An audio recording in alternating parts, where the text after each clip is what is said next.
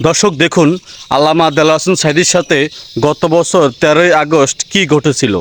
আপনারা ভিডিওতে দেখতে পারতেছেন, একটি গোপন ভিডিও প্রকাশ করেছেন একজন পুলিশের কর্মকর্তা।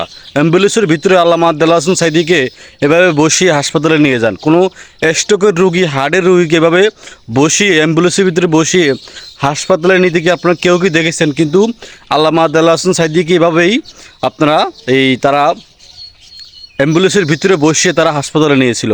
পরবর্তীতে কী হয়েছে সেটা তো আপনারা সবাই দেখেছেন। আল্লামা দেলোয়ার হোসেন সাঈদীকে সে কি তাকে কীভাবে, আমি কথাটা বলতে পারতেছি না, তাকে কীভাবে শেষ করে দেওয়া হয়েছে। যাই হোক, আল্লামা দেলোয়ার হোসেন সাঈদী কিন্তু উনি গত বছর 14ই আগস্ট নাফারার দেশে চলে গেছেন, শহীদ হয়েছেন। তো আসলেও আমরা আল্লামা দেলোয়ার হোসেন সাঈদী বাংলাদেশের একজন গর্বিত আলেম ছিলেন।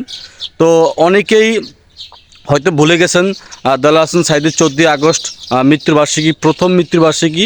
তো যেহেতু আল্লামা দেলোয়ার হোসেন সাঈদী হুজুরের প্রথম মৃত্যুবার্ষিকী 14ই আগস্ট, তো আমরা সেই দিনকে অবশ্যই স্মরণ করব এবং শোক দিবস হিসাবে অবশ্যই আমরা পালন করব। যেহেতু একজন বাংলাদেশের প্রখ্যাত আলেম, দ্বীনি আলেম এবং বাংলাদেশ জামাত ইসলামের একজন নেতাও ছিলেন।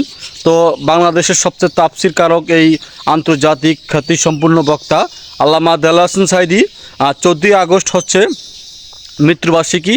এবং উনি কীভাবে মৃত্যুবরণ করেছেন সেটা আমরা কম বেশ সবাই জানি, সেদিকে আমরা যাচ্ছি না। যেহেতু একটি গোপন ভিডিও ফুটেজ অলরেডি ভাইরাল হয়ে গেছে, যারা এই কাজটি করেছেন অবশ্যই আমরা তার প্রকৃত যারা দোষী তাদের অবশ্যই আমরা শাস্তি কামনা করতেছি। সব